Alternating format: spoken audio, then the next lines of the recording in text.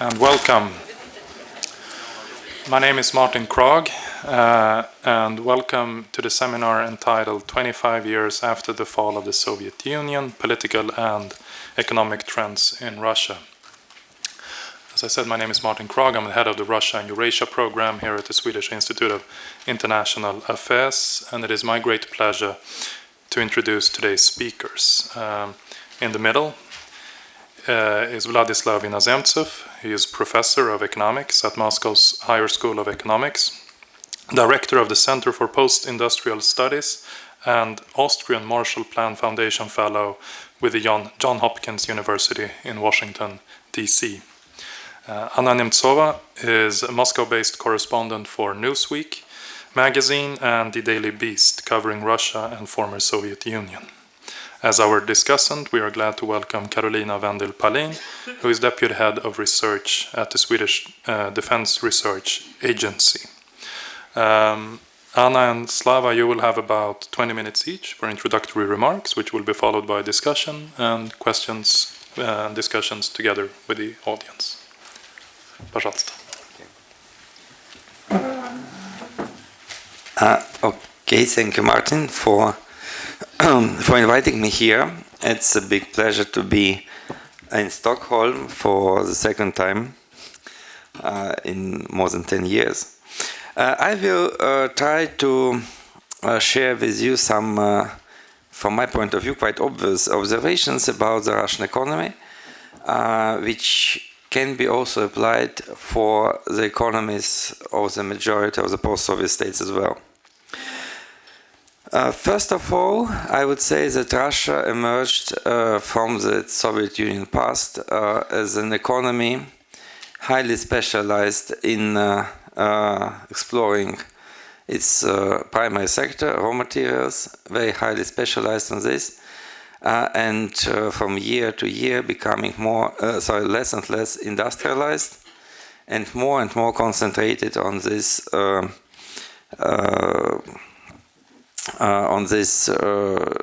commodity economy, I would say. Why had it evolved into the economy we can now see under Mr. Putin? I would explain this by two major factors. First of all, the economic reforms in Russia, which started in the early 90s, were dominated by the idea of privatization and building of the market economy on the basis of old Soviet industrial structure. Contrary to the Chinese experience, it was decided to privatize the major industries rather than to allow the new entrepreneurs and new companies to come to the market and develop their own production capacities and assets. As a result, we have seen that this new oligarchy class or huge class of big business has emerged, getting all these enterprises for very cheap prices.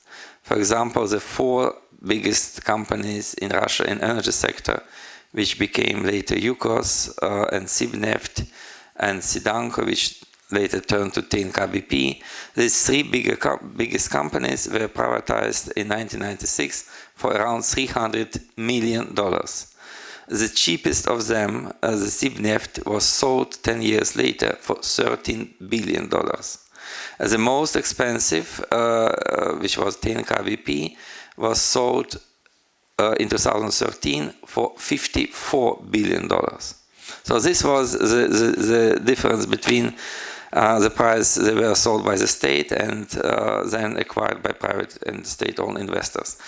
The major result of such trend was that it was very complicated to anybody else to enter the Russian market in any production sphere, and therefore what we got in Russia was, as I say, the redistributive economy. So there were very few new enterprises emerging.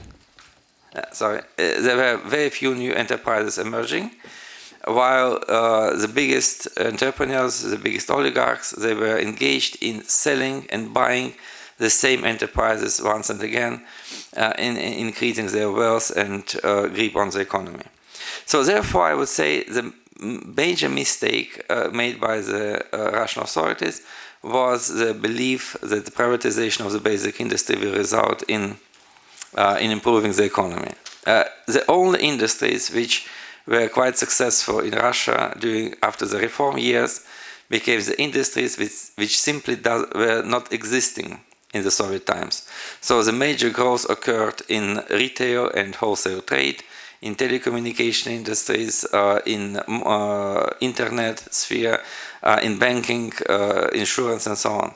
So, but if you look on each and every branch of productive industry, you will see the sharp decline of the amount of production. So Russia is now, even in the oil and gas sector, Russia produces now less oil and a little bit more gas. A little bit more oil and a little bit less gas, natural gas, than it produced in 1989. So therefore, the second point I would like to mention is that the source of Russian affluence in the early 2000s came from two sources, actually. There were two sources of these positive developments. The first one everybody knows was the rising price of oil and gas and all other raw materials, which supplied Russia with 2 trillion, a little bit more than $2 trillion of additional export revenues from 2000 to 2008. And another source, which is very not often mentioned, was actually a massive underinvestment. Because if you look on the Soviet times, the Soviet economy dedicated around 32-31% of its GDP to investment into the fixed assets, to the developing of their industrial capacity. These days, even the government looks to be obsessed with this issue. Only 18% of GDP goes to investment means.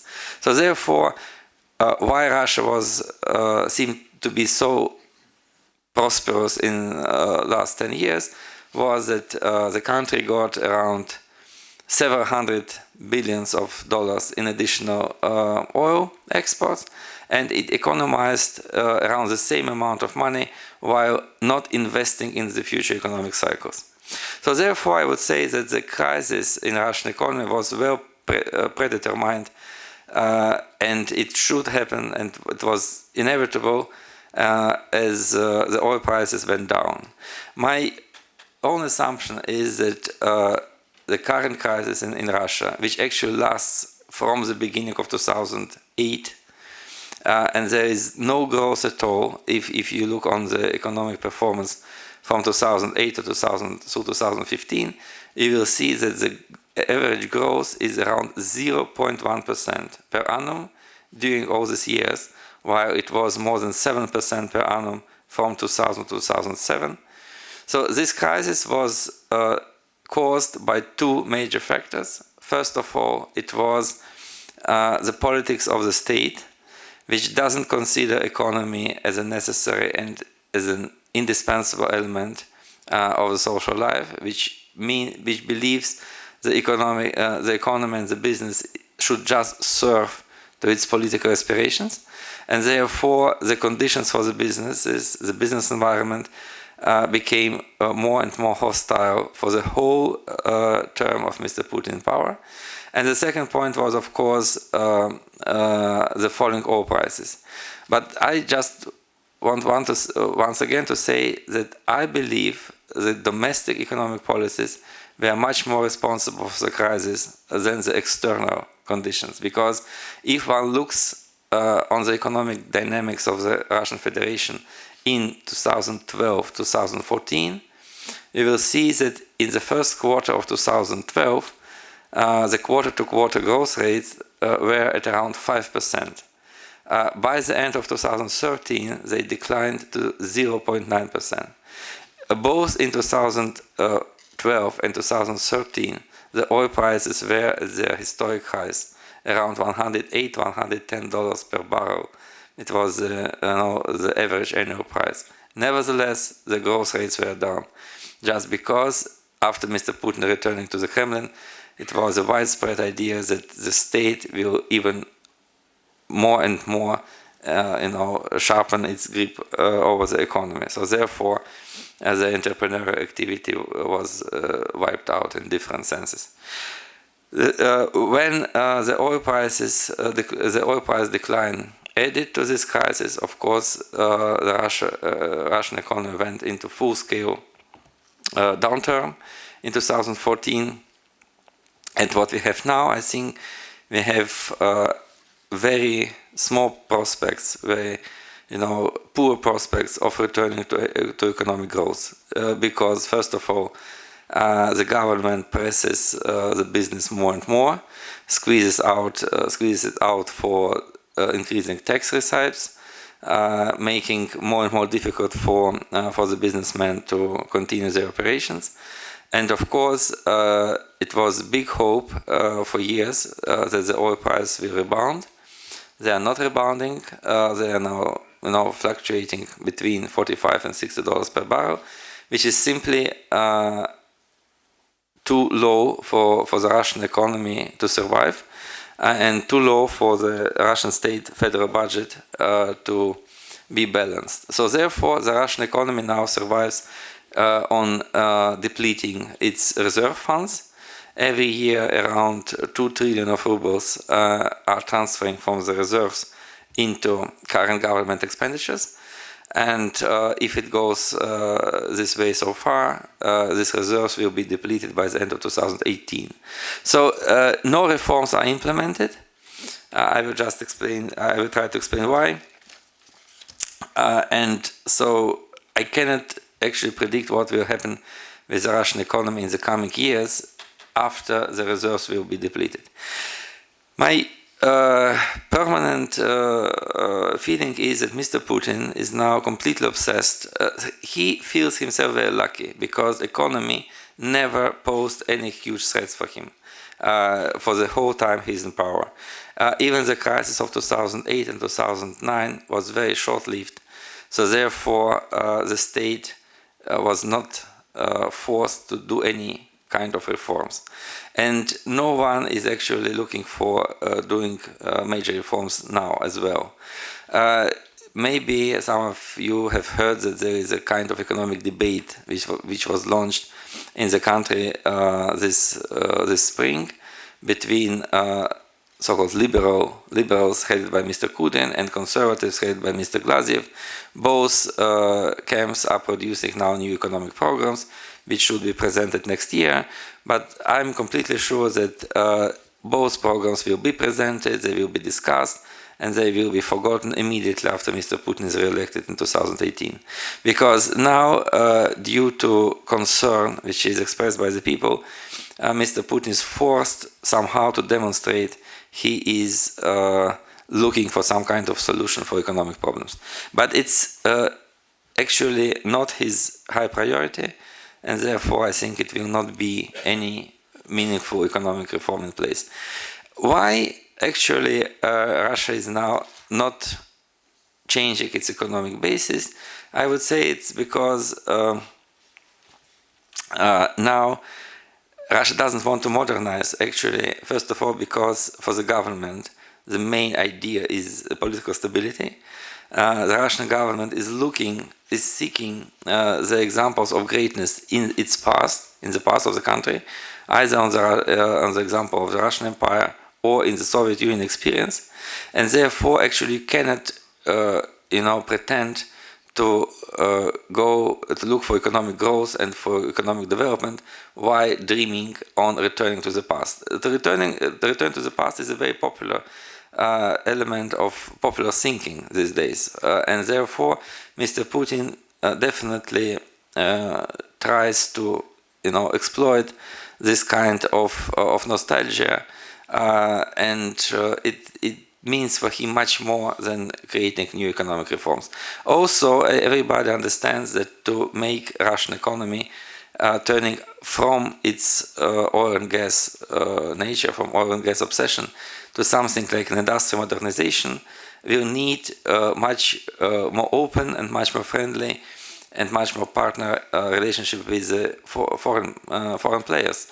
No any economy in the East Asia or in Latin America were not successful before without implementation and, without being built into the global economy and in the international division of labor, which Mr. Putin actually doesn't want with Russia to happen. And therefore, all his political rhetorics, all his political feelings, all his idea of Russia's greatness and of Russian predestination makes it impossible for the Russian economy to become a part of global economic picture. So my short-term forecast for Russia is that we now are witnessing what I'm used to call a long cycle, which was fueled in the early 2000s by growing oil prices, by growing hope Russia will join the global economy,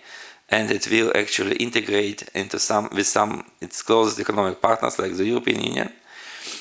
It was also fueled by increasing investment in the Russian economy, by repatriation of a lot of Russian capital, which was taken out of the country in the 90s, and actually with a growing and flourishing stock market. All this ended in 2008 with the first wave of the crisis, of the global financial crisis. And now the government is actually doing nothing to stimulate the economy. It is doing nothing to change the economic conditions and to imply and to use all the entrepreneurial activity which exists in the country.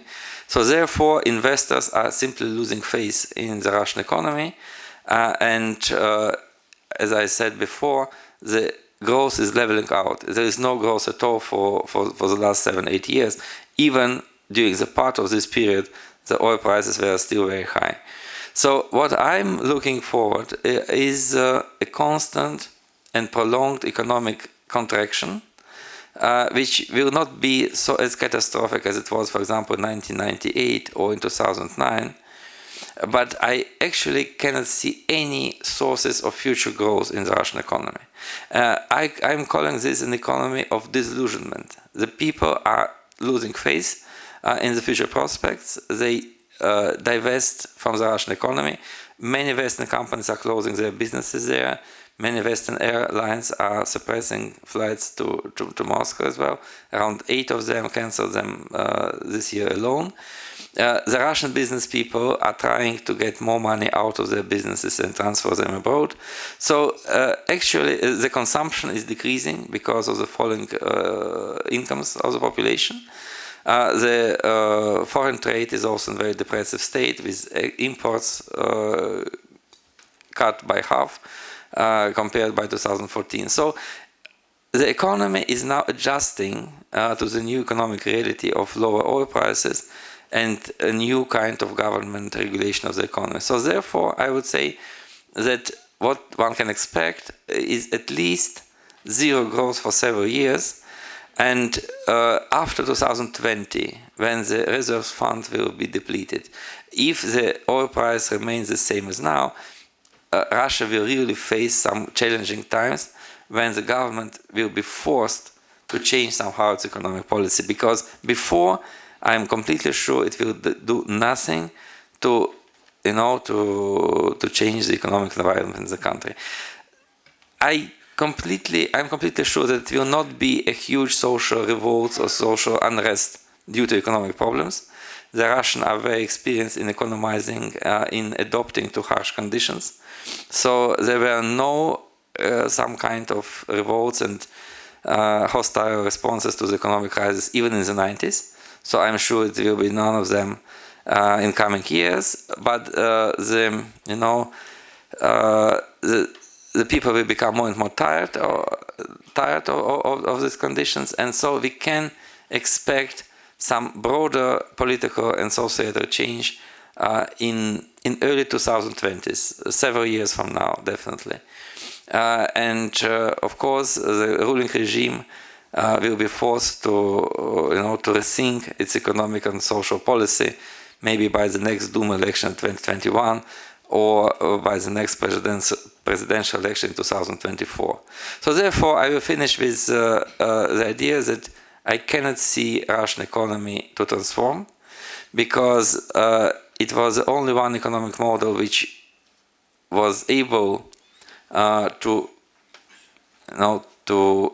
evolve after 1991 transformation, that secures the government control of the economy and the rule of this bureaucratic class which is now in charge.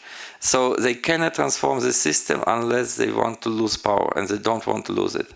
So the political necessity completely dominates the economic logic, and I think it will take several years to change all the system of balance which now exists in Russia. Thank you.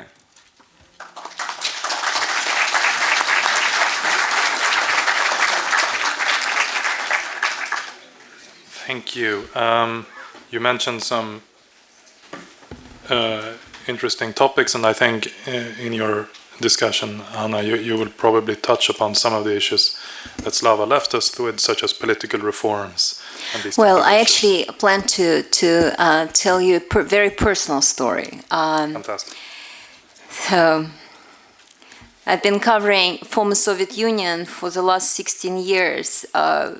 First for the Washington Post and then for Newsweek, now for the Daily Beast, foreign policy and political magazines. I have not been to Turkmenistan, otherwise I've been to 14 countries. And currently I'm working on a long-term project about this new generation of 25 years old people who grew up in post-Soviet countries.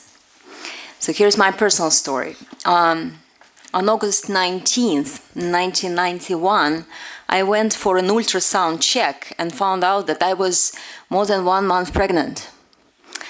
My son Sasha is going to turn 25 in April.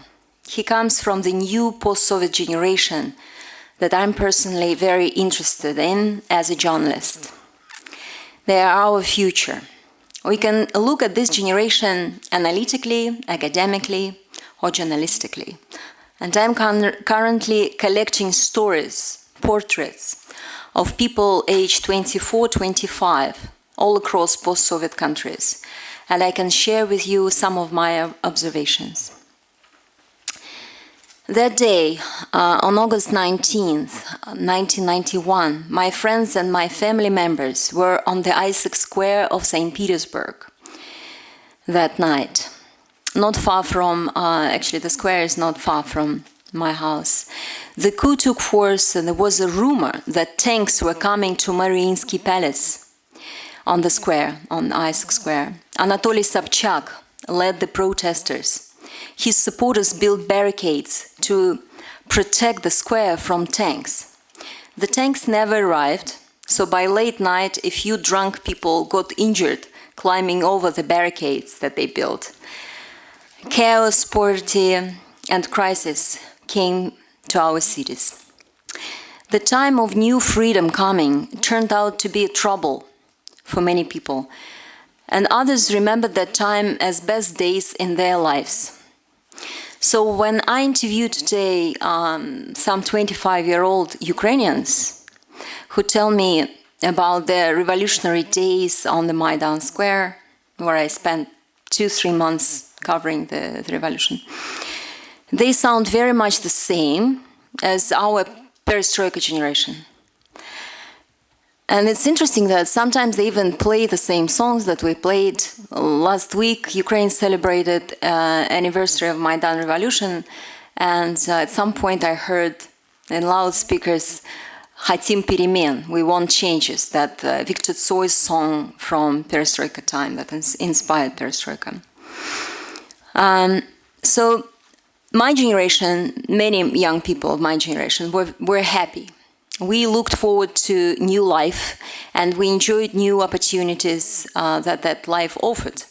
The books that in the past we could only find in samizdat, self-published versions, were now finally published and sold at bookstores. We watched some great movies that used to be banned, and we could see them on big screens at Spartak Theater in St. Petersburg, the first movies. Ballet choreographers Mikhailovsky and Eifman staged revolutionary ballets. So even the most conservative Russian ballet theaters, as Bolshoi or Mariinsky Theater, they welcomed new formats, the new choreography.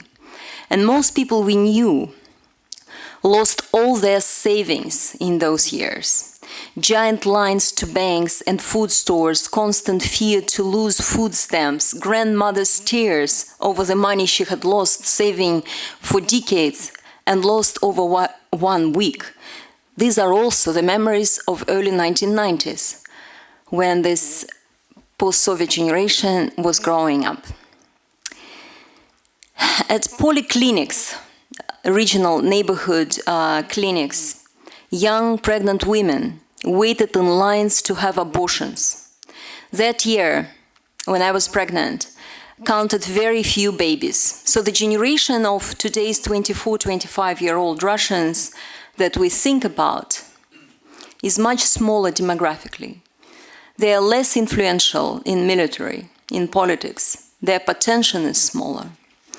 In my research, I define several groups of passionate youth movements in each post-Soviet country that I traveled to. Some of my characters join nationalist movements, far-right nationalist movements. And some of them dream of their own dictators, or they create their own dictators or support authoritarian regimes. There is a new patriotic movement that maybe you have not heard about in Russia called Youth Army Movement. So some of my characters join that movement. It is different from Nashi movement, another patriotic movement, because in this case, young people put on uniforms and they think of more, they have more militarized ideas of the world. This 25-year-old generation, they're young, but just because they're young does not mean that they are on the side of the good. It is not clear where they're going. They grew up when nothing was stable in the first decade after the fall of the Soviet Union. First refugees began to arrive from Chechnya and from Tajikistan in 1990s. Prices changed. People around us lost jobs or found some fabulous new jobs. Organized crime groups fired guns at each other on the streets of St. Petersburg, something that we do not see in Russia today. Growing in a closed, for foreigners city of Gorky, where my parents lived, we experienced incredible shortage of food in late 1980s. Literally, when I came to the food store, there was only maybe margarine, some butter, and juice, and nothing else. And if you talk with 95-year-old people today in Georgia, Ukraine, and Moldova, they would not understand you, what it means not to have food in food stores. But in Armenia, for instance, when I go to provincial towns of Armenia, to the villages, I find incredibly poor villages where there is no food in the houses. It's really, really poor, scary. So we embraced the market economy. We enjoyed when the food was exported from Europe to us. And my Swedish friend Lars, who was one of expats in St. Petersburg, he celebrated the day when they delivered salmon to the store. So those were the days when we discovered new foods. Meanwhile, back in Nizhny Novgorod, Boris Nemtsov received Margaret Thatcher in early 1990s. He spoke fluent English, he was smart and fast-thinking, he was progressive, and Thatcher predicted that he would become the future Russian president.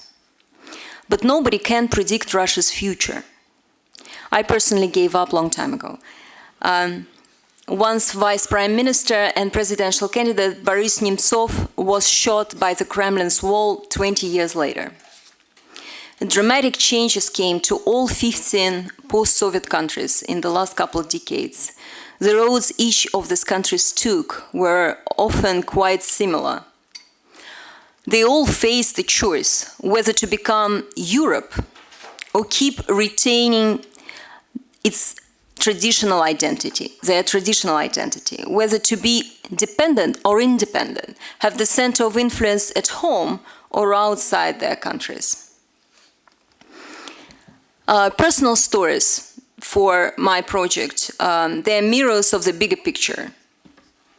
In families where parents did not embrace Western values, children often feel nostalgic for the Soviet times, although these were the times that they never experienced. They never lived in the Soviet Union, but they miss it together with their parents. Disappointed fathers complained about their troubles at work, about unfair competition or corrupt boss, and their sons learned early what it is to be offended, disillusioned. And the bigger problem is, and we can see that in Russia, it's been the core issue, that no matter how hard Russia tried, the West still treated Moscow as the sort of second-quality world, second-quality power, as we say.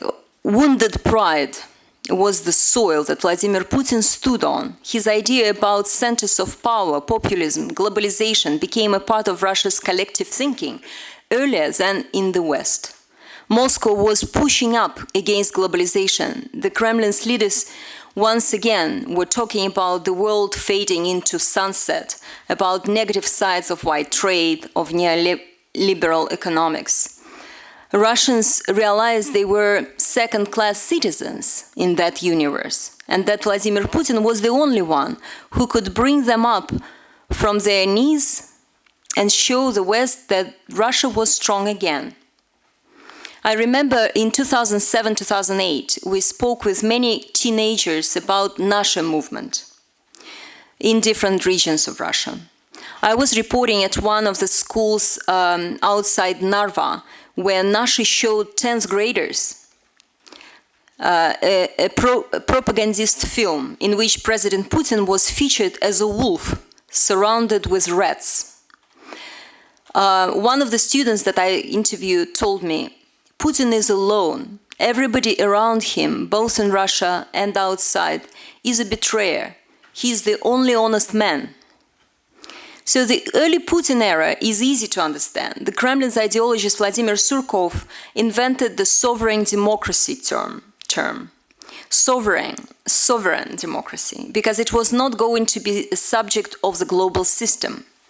American oil companies continued to provide technologies, produce gas and oil with Russian companies up in the north. Students went for exchange programs abroad. The Kremlin spoke of innovations and looked up at the Silicon Valley, but in Surkov's picture of the world, Russians were to believe in the properly built vertical of power, where youth praises the leader in Nasha movement. And there was nothing new about that ideology. That was the time when Nasha began to stage ugly attacks on the opposition and press. The chief editor of Echo of Moscow one morning opened his door and saw an axe sticking out of a piece of the wood. Since that day, he's been walking around with bodyguards. So once again, Russian opposition and independent journalists were treated as enemies. And the state propaganda was used, and where we could see violations of the constitution that was composed in 1993. We also documented for many years human rights abuses all across the country, especially in Northern Caucasus. At the time of former Soviet politics, USSR exported its ideology, communism, to dozens of countries around the globe. Surkov's sovereign democracy idea of non-interference, non-compliance is also welcomed in some countries, in Belarus and in Central Asia states, where authoritarian leaders cannot stand the idea of foreigners telling them what to do. Freedom is difficult to fight for.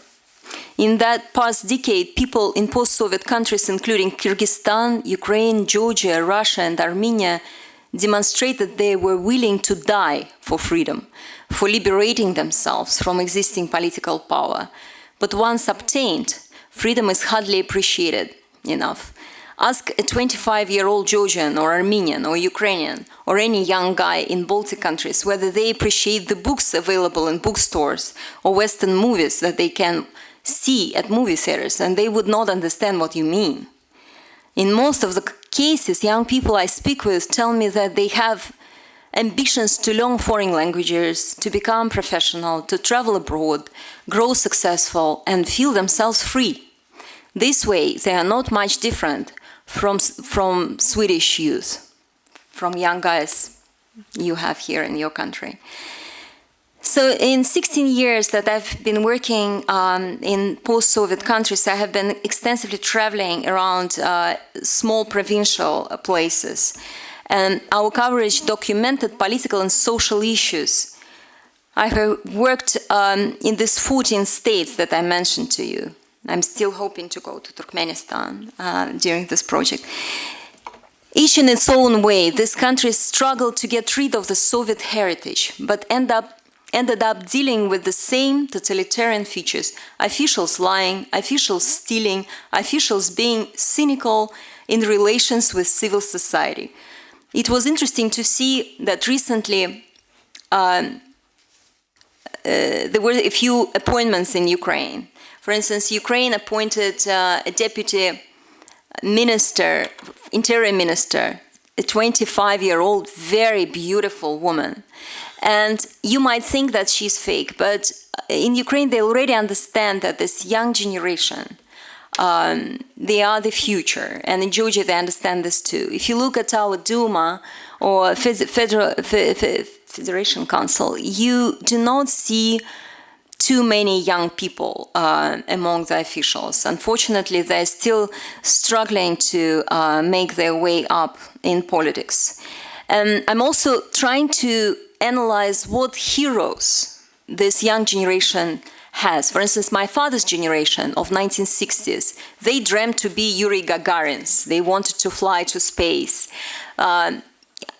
Often I ask young people in post-Soviet countries what they would like to be, and some of them say, we want to be oligarchs, or we would like to become bureaucrats. There's a big statistics in Russia. There's like many people want to be officials. It's a safe way of making money. But who is the actual hero? Vladimir Putin is a hero for many young people in Russia. And in my project, I also define several groups of passionate young people who are willing to risk for their freedoms or for their beliefs. And you would realize that they're all the same old ideas. So they're either far-right groups and they're nationalist groups. In Ukraine, I'm talking with Azov. It is a nationalist movement and a political party now. In Russia, there are many far-right groups. Or they're religious groups, religious fanatics. And we see that in Northern Caucasus, for many years, young people joined underground, Salafi underground. And later, many of them left to join ISIS in Syria, in Iraq.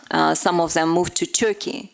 And that, for some of them, for fanatics, it was their way of, their dream about the Sharia state. But for others, it was a revolt. They could not stand this life of repressions, of unemployment. They could not see anything in their future that they felt comfortable about. So the Muslim society is very important because there are 30 million Muslims in Russia and millions in Central Asia, quite a few around Caucasus, Southern Caucasus. Many of my characters in Georgia, Ukraine, Baltic countries, Russia, Moldova, and Armenia are already thoughtful and progressive professionals. often with most unusual experiences. But some of them, unfortunately, feel as cynical as today's politicians already in their young age. In my research, I realized that they have something, all of these people, young people in all of the states, have something in common. They do not have some solid ideology.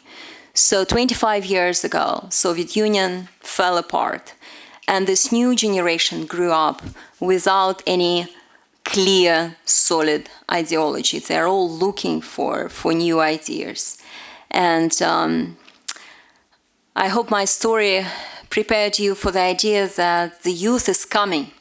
The new generation is around the corner.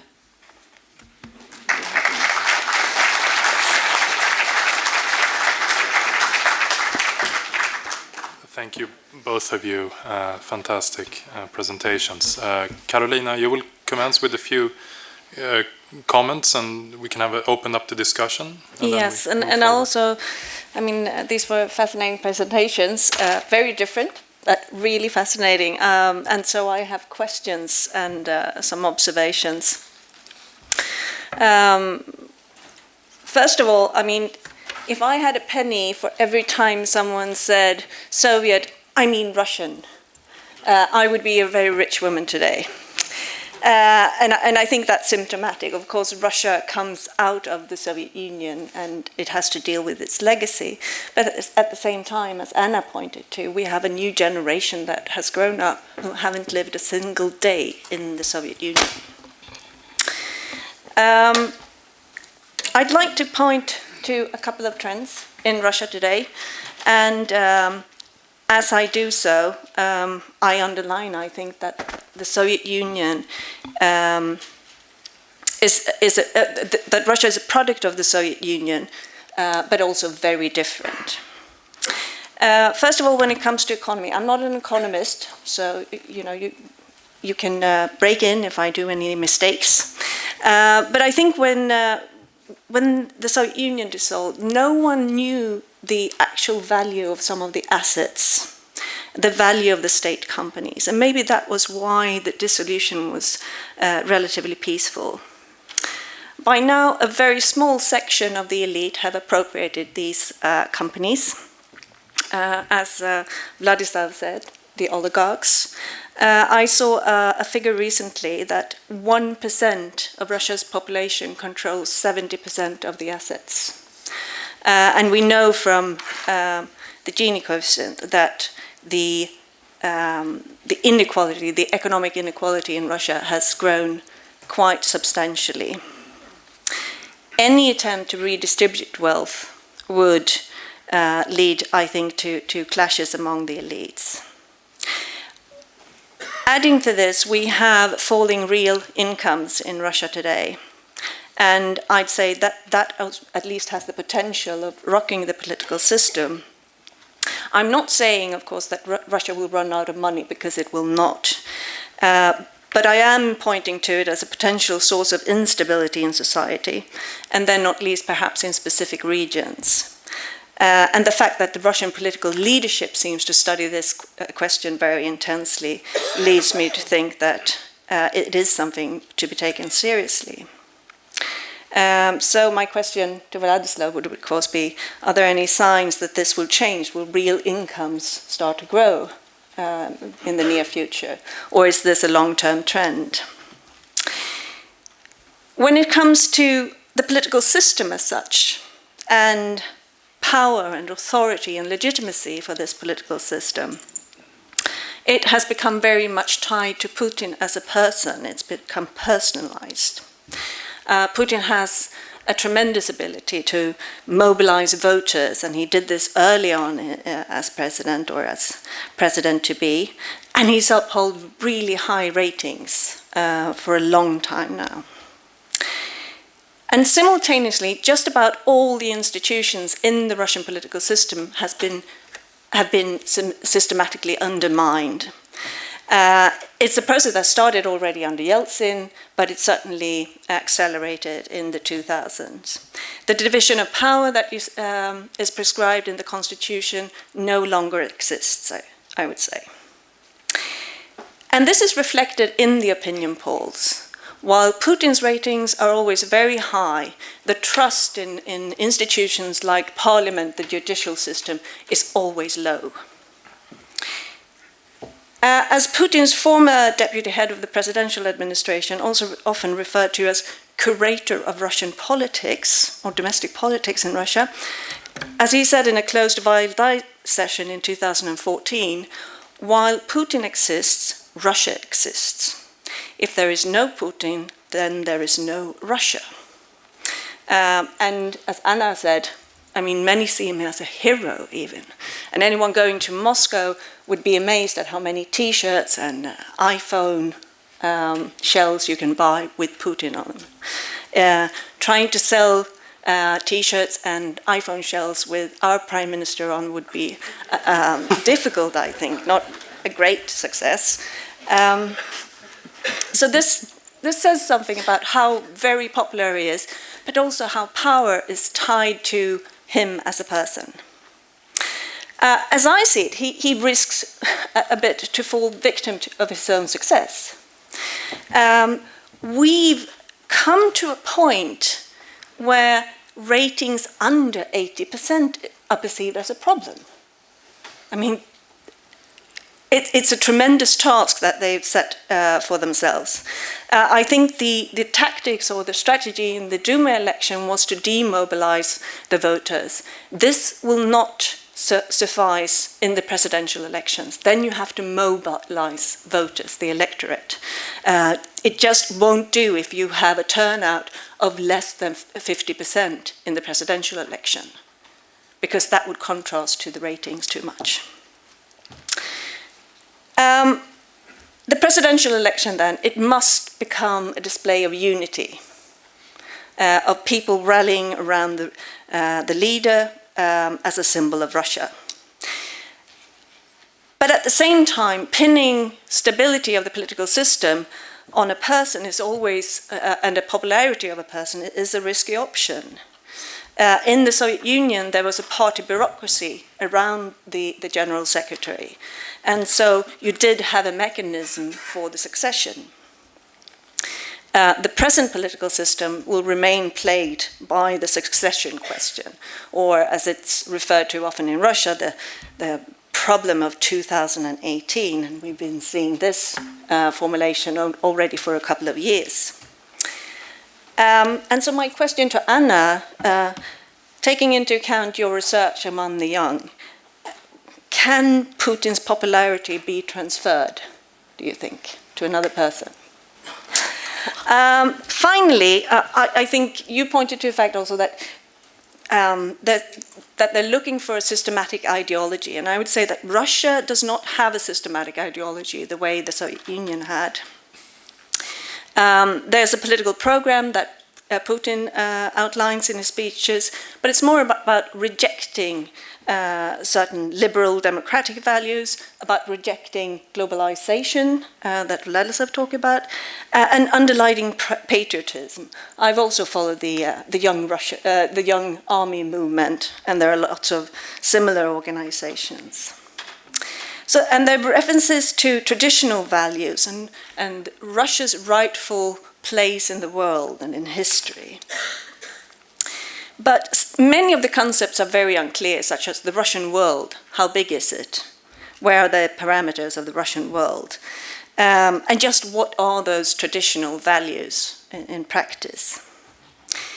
This makes it difficult to attack the tenets of the program, of course, but it's also very obscure and amorphous for anyone who wants to promote it. And it makes it, I would claim, very difficult to promote outside of Russia. The program is more specific when it comes to what it is against. It's many of the, of course, the liberal democratic values, and it also points to how Europe has become degenerate. Russia is against US hegemony in the world, of course, and unsatisfied with the security architecture that was established after the end of the Cold War. In short, I would say that Russia does not have an ideology, not even sovereign democracy can be labeled as an ideology, I would say. It does not have an ideology the way that Marxism-Leninism was for the Soviet Union. And Russia will simply have to hammer out a new role for itself. And the choice will be Russia's. It has to choose its future economic system, whether it's going to be protectionist with a strong role for the state in the future, or integrated in the world economy. Whether it's going to be a political system that's increasingly authoritarian or a democratic one. And how to build relations with the outside world, with confrontation with the West, which will carry costs, as will dominating the neighboring countries. And securing a sphere of influence will also carry costs. And historical nostalgia risks complicating this process and create expectations that will be difficult to fulfill, I think. And so a very specific question would be, will Russia be able to carry the costs of, for example, the Eurasian Union? And even the CSTO carries with it a lot of costs and the risk of free riders.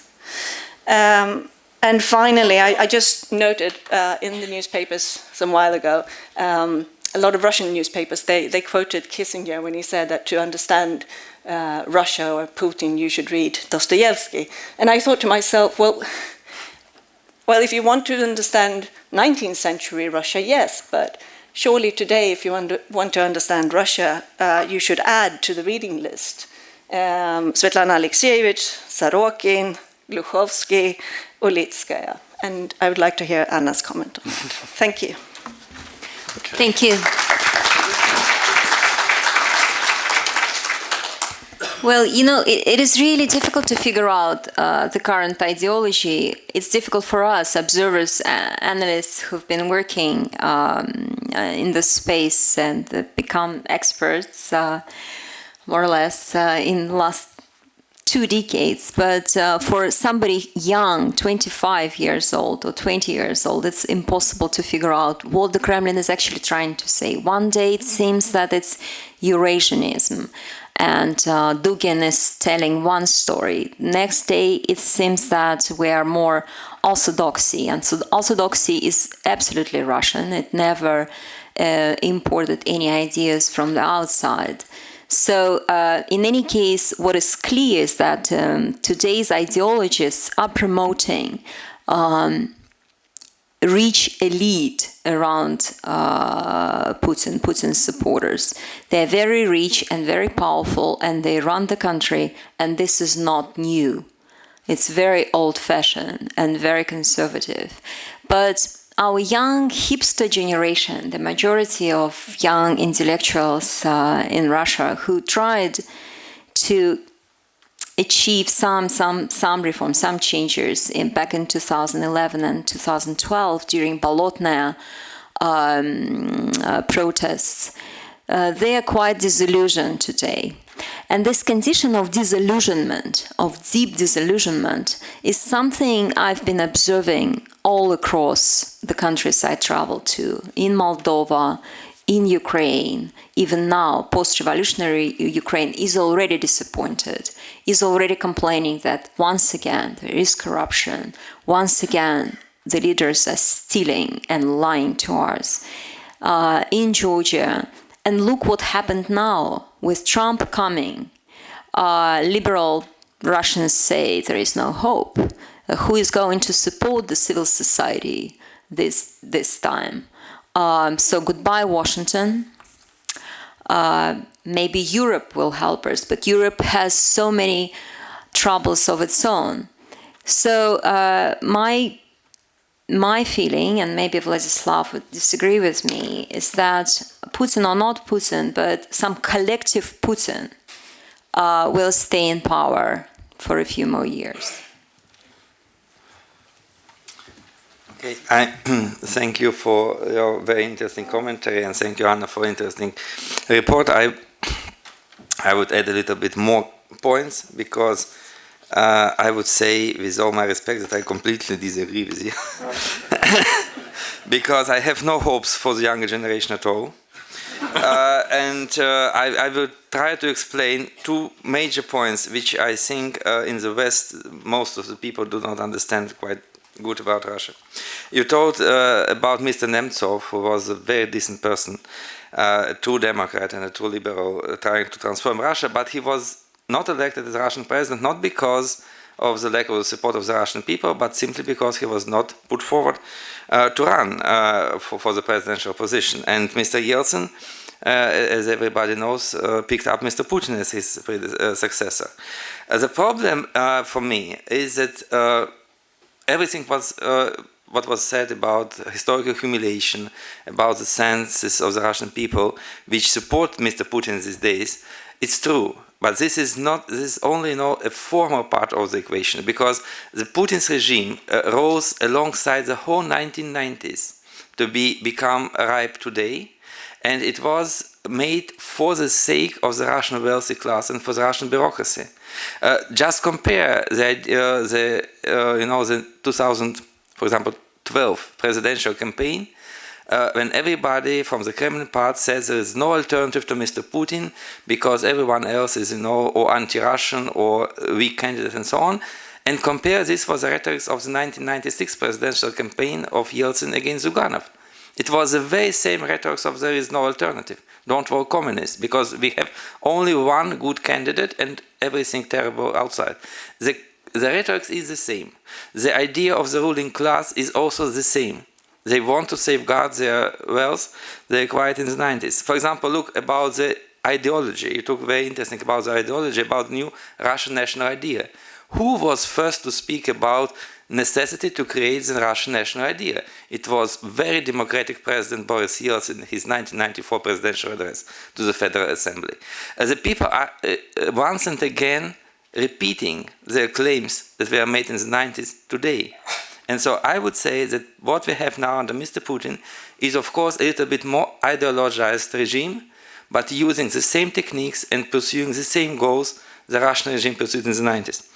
So the second point which I would like to put forward is why the younger generation is not, from my point of view, a driver of change. I just explained this, or tried to explain this in 2010 in my articles in the American Interest about the generational change in Russia. These people are much more materialistically motivated. They are much more, eager to accept the new values of the ruling class, and they have less potential for protest than, for example, our generation had in late 80s and late 90s. Because when we speak about democracy and democratic procedures, we should remember that one of the core features of democracy is the ability of the system to vote some leaders out of power in democratic manner. If you look on the Russian history of the Russian Federation, there was no one time this happened. The only one time the opposition leader was elected as a leader of the country and the opposition parliament was elected to change the rules was actually under the Soviet Union. It was in 1990 and 1991 when the new Supreme Soviet of the Russian Federation was elected and when Mr. Yeltsin was elected as a president. No one since that time, never in the Russian Federation, it was change of power without being absolutely controlled from the top. So another point is that, look, why it happens so? My answer is very clear and straightforward. It happens so because of huge population movement and moves and changes in the whole post-Soviet space. Why Soviet Union was dissolved and why the democratic revolution succeeded in the 1980s and 1990s? Because everybody was interested in changing the system collectively. Because no one was thought about the possibility to change her or his life being inside the system. The system should be ruined, and then the life of the people can be changed. Now you have a huge possibility of individual change. You can leave the country, if to say very easily. And during the post-Soviet times, more than 30 million people changed their country of residence inside the former Soviet Union. 6 million Russians emigrated from the country. So there are 6 million self-made women and men who left the country since 1991. And with them, the social protest diminished terribly. Millions of people from Moldova, from Uzbekistan, from Kazakhstan, who might change their own societies there, emigrated to Russia, making the Russian social structure worse and both their own social structure worse. And in both cases, the potential for protest and change diminished. And it cannot be, left without a consideration at this point. The Russian, and two small and two very short questions, answers to the questions. First of all, what should someone read about Russia to understand its economy and possible future? I would say statistics books. Just read statistics books carefully. They explain a lot. The second point is the problem of Russian presidential elections of 2018. This problem doesn't exist anymore. Mr. Putin will be elected by 75% without any questions. So just look on 2024. This is a crucial point, because in 2024, the second term of Mr. Putin in power consequently ends. And here you have some kind of, different possibilities for the next step to be made, but not in 2018. The Russian world, I will just ask you to, if somebody is interested, to look on my article in German magazine, which is called Internationale Politik, in 2014, because you have two different Russian worlds. The first is the Russian world of losers, who are staying still till now in the former Soviet republics, being unable just to move to their own country, Russia. This is, of course, maybe applied to the people in Crimea. This is a social base for Putinism outside Russia. And there is another Russian world, the world of people who freely immigrated from Russia and who actually are now controlling assets bigger than the Russian economy combined, from Google to many other enterprises, from Israel to the United States, from Australia to Europe. And this is the second Russian world which Russia doesn't want to take into consideration at all, because one of the latest decrees of Mr. Putin prohibits to put people into official positions, not only with a double citizenship. Mr. Schwarzenegger was an Austrian citizenship when he was the governor of California, but even with, for the people who have the residence permits in other countries. So Mr. Putin doesn't want to have anything to do with this active Russian world from which Russia can benefit the most. And this is his policy. And the last point was a direct answer to your question about the social inequality. I would say that the numbers suggest that, yes, today we have 1% controlling around 69% of nation's wealth, but this proportion is progressing. It was maybe around 35% in the mid-90s. It was a little bit more than 52% in 2003-2004, and now it comes to 70. So this is why and for which purpose Putin is in power. He is in power for enriching his inner circle, for the people who are engaged in bureaucracy, and this trend will continue. Maybe it will ruin its regime somewhere, but this trend is so powerful it cannot be reversed in peaceful manner. And the last point is what to do with Russia for United States, for Europe, for other foreign countries. I would give you a very strange maybe suggestion. What Russia resembles to me these days is a Weimar Republic in Germany of late 20s. I would not say Putin is Hitler, by no means. No, he's not. He's much milder, he's another type of leader, but nevertheless, of course, Russia is economically weak. It was humiliated, and it wants to once again to try to become a great power. It will definitely fail once again. And the problem is for the Europeans is just to learn some historical lessons, which were learned by the Europeans very well in the 40s. Because after the second defeat of Germany, the Europeans and the Americans were wise enough to forcefully integrate Germany into European structures, after leaving it aside in the 1920s. So if Russia, and when Russia collapses again, be prepared to take it and to bind it with some treaties, associations, and agreements in much closer way than it was done in the early 90s. Thank you.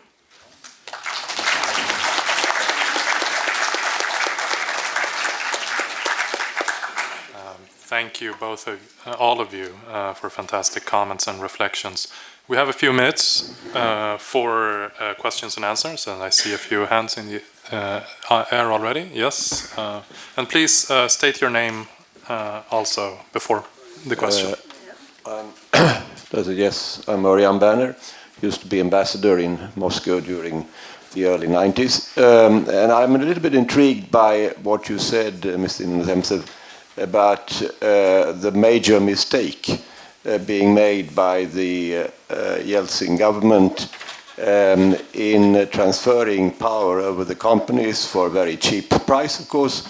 As you know, this was done not mainly for economic reasons, but mostly for political reasons, in order to win, if you take the later transfer, that's say 95, 96, in order to win the elections. Now, you regarded that as a major mistake, and you then sort of referred to the fact that Yeltsin unfairly won the elections, as I understood you.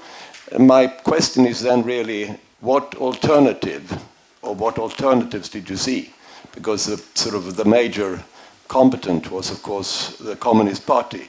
So if Yeltsin had not won, the communists would have come back. Was that such a good recipe? Thank you. Thank you. I would say that yes, I'm not accusing Yeltsin of winning this election unfairly. Maybe it was fair, but it was, it took a lot of efforts to do this. And you're completely right that the price of this was, the disturbing and disrupting of the Russian economic development. My point is that the 1996 was the most crucial, decisive point for post-Soviet Russia, and it was a false choice was made there. If Zyuganov won the presidential election in 1996, what would happen would be Russia going the way of Poland. After 5 or 6 years of anti-communist ruling in Poland, they elected Kwasniewski as the president, who appeared to be quite mild post-communist figure, then once again replaced by the conservatives. This is a natural thing of doing things in democratic state. When you have no alternative, you have a dictatorship, earlier or later. And this was the Russian choice. So my point is that if you have oligarchs, if you have a lot of private enterprises, and if you have elected communist president, he will be not able to do anything. He will not be able to transform the country back, because it was actually a huge popular understanding that the country should change. So I think Zyuganov would be much more democratic president than Mr. Putin, and he will be wiped out in 2000 by some other pro-reform, maybe by Nemtsov, because in any case, Zyuganov would not be able to do this succession operation as Mr. Yeltsin did. Maybe the victory of Zyuganov in 1996 will be the prerequisite for Mr. Nemtsov to be the president in 2000 and be alive today.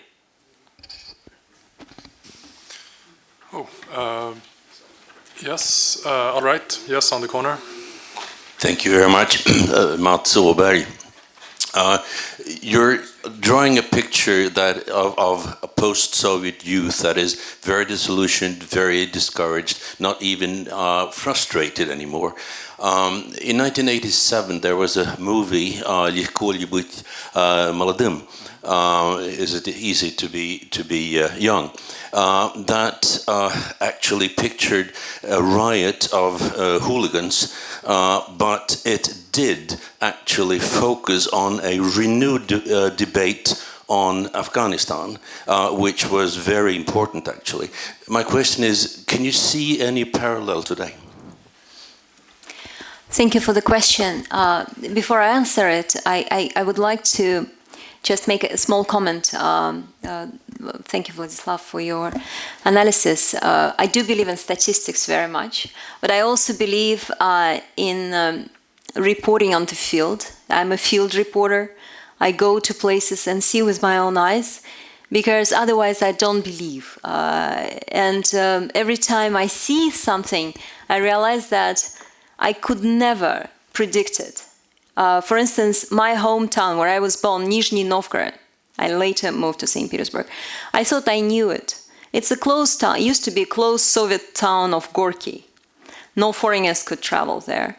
It was a closed town, then an open town with Nemtsova as a governor, and then a closed town again, mentally. Because people didn't want to share their troubles. It was the most dying demographically town in Russia.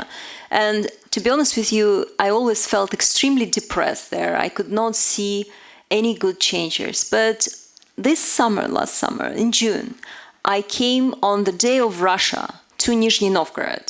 And what I saw, it was a surprise for both me and my father, who lives there, and he's a documentary filmmaker. We saw stagers everywhere around downtown where young people played music and were singing only in English. The music that I didn't know, I asked them what it was. They said, this is Witch House. Witch House? Witch House. It is a sort of a punk music that is popular in Nizhny Novgorod these days. And many of them had pink and red hair. I asked, what's going on? There are signs in English everywhere. Where are the patriotic songs? And they say, well, actually, we have a big punk movement here. We have punk concerts every weekend. So that was one mind-opening story. And the other one is taking place right now. On Thursday, we'll have the opening night for Art Doc Festival. This is a festival of documentary films. It was founded by Mansky, a very talented documentary filmmaker. It's been 10 years of that festival. And he opened it with the words that, look, there is no freedom in Russia. This is an island of freedom. Come over and see. The filmmakers are all young. They are all in their mid-late 20s. One girl, Olga Kravitz, made a film about the Duma elections, and she talks about unbelievably, ugly things in her film, and very openly on screens in Moscow, in downtown Moscow. The other one is about Chechnya. Then another one is by Mansky about his own Ukrainian family that was torn apart by Donbass and by Crimea crisis. In other words, we have a discussion in every town. We have festivals. We have interesting circles. They're small. They're probably 10%. But we did not expend 100,000 people on Bolotnaya Square in 2012. So as I said before, Russia is an unpredictable place, and it is important to constantly travel around it to know it. Okay, good. Thank you. There are some few. Okay, you're pointing in this direction. Okay, so. Okay, my name is Lars Arnestam. Two short questions. The first, I think, basically for Anna. Does the Russian church have any influence with the young generation, and in that case, what kind of influence? The second question, probably for both of you, given the picture of stagnation and orthodoxy that you have given, can you say anything about the development of higher education and research in Russia? Thank you.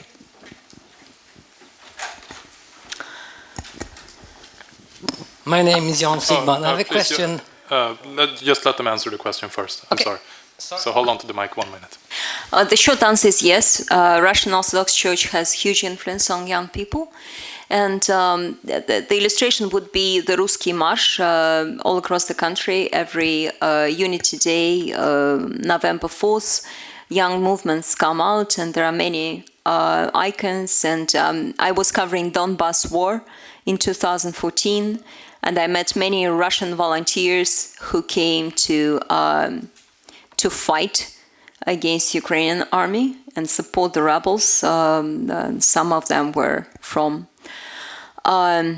Russian military or law enforcement agencies, but many of them were just volunteers who were recruited in Vkontakte, the Russian social network.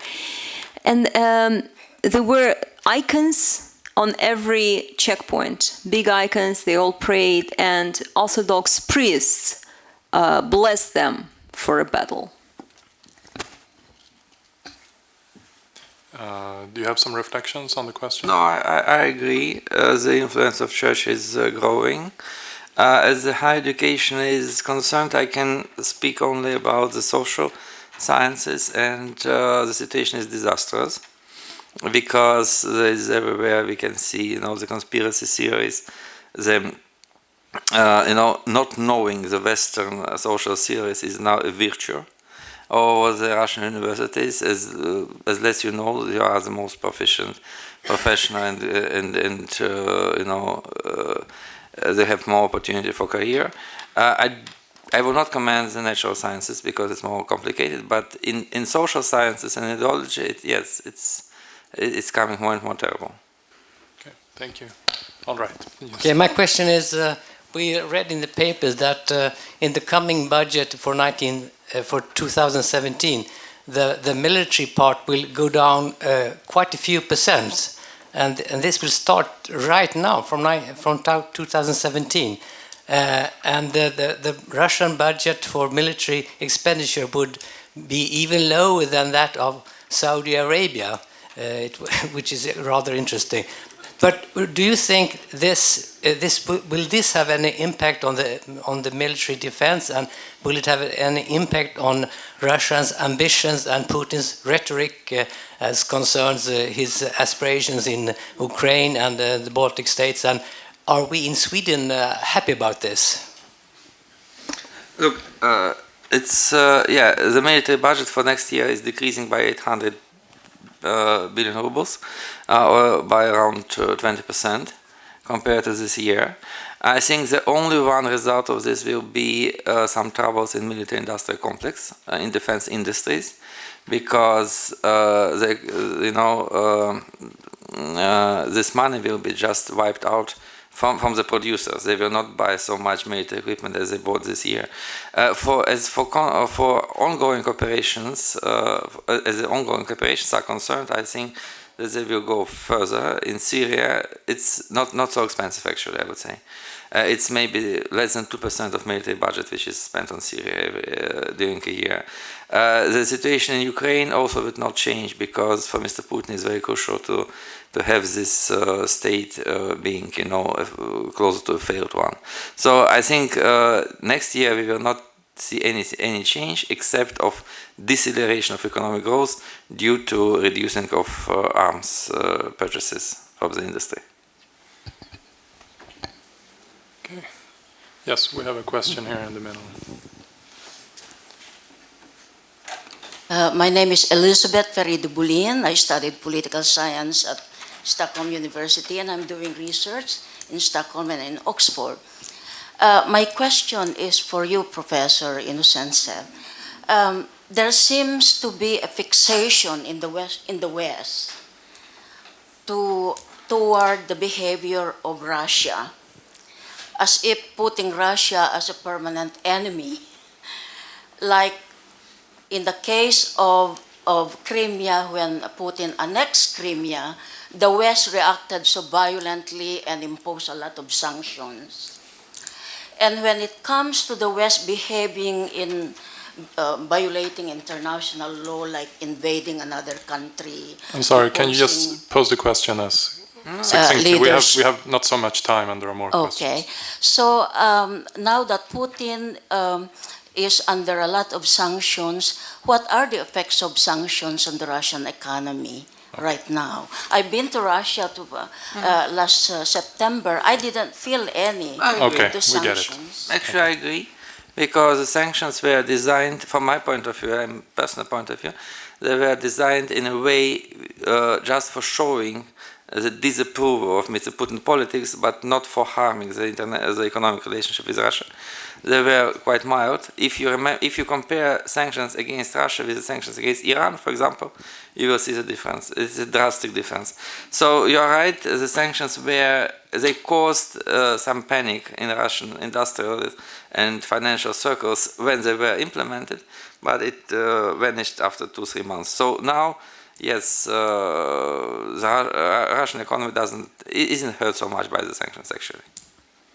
I would say that if you look on Russian economic crisis, I think I will contribute 50% of its severity to oil prices, 45% to terrible domestic economic policy and 5% to sanctions, not more. Okay, thank you.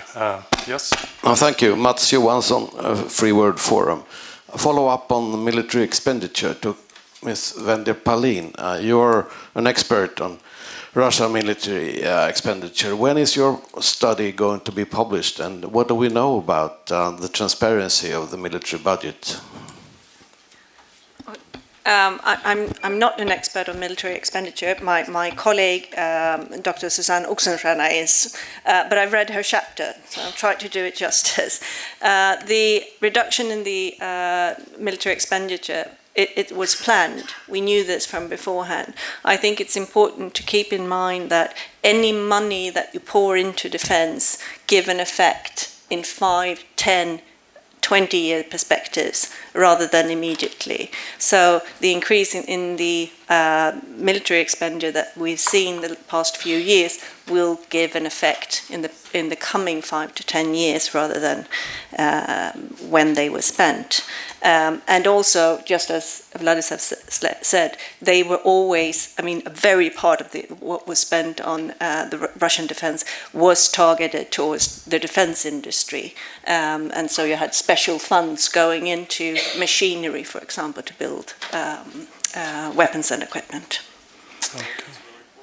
Our report is due in December. Okay. We look forward to that. Last question. My name is Michael Suhlman, I'm chair of the institute here. A question to Vladislav. There are different voices about the success of the pivot towards China and Asia. Mr. Karagana, for example, still is very optimistic about the effects. But what's your analysis of the effects? Well, look, it's a very big issue. I would say, if to be short, I would say that in economics, in economic terms, I actually can't see any huge effects because till now, now China surpassed Germany as the biggest Russian trade partner. This is an effect. But even in those cases, the overall trade between China and Russia goes down in volumes till 2013. I would say that it's mostly ideological question, this friendship with China, because it cannot substitute the Russian economic relationship with the West, first of all, but it gives Russia a lot of, the Russian leadership, a lot of ground for speculation about the greatness of Russia, about the building of, bipolar or multipolar world. And actually, from my personal point of view, this is a huge pro-Chinese lobby in Russia existing now, including Mr. Karagana personally. Because when Mr. Putin is talking about the fifth column, the people who presumably get funded from the West and safeguarding the Western interests, I would say about the sixth column. A lot more influential group of people which are actually quite binded with China, because many Russian laws doesn't apply to China absolutely. For example, just find any examples of Chinese citizens residing in Russia illegally and being deported. There's no one. A lot of Uzbeks, Kazakhs, Kyrgyz, a lot of them, not Chinese. For example, there is a law in the Russian Federation which prohibits any foreign national for being a tourist guide in Russia. There is no foreign tourist guide except a lot of Chinese. And you can find tens and hundreds of examples. The laws are exempt of Chinese. And this is a huge Chinese lobby. And Mr. Karagana was well paid from these funds. Good. Thank you, all three of you, and we thank with the applause.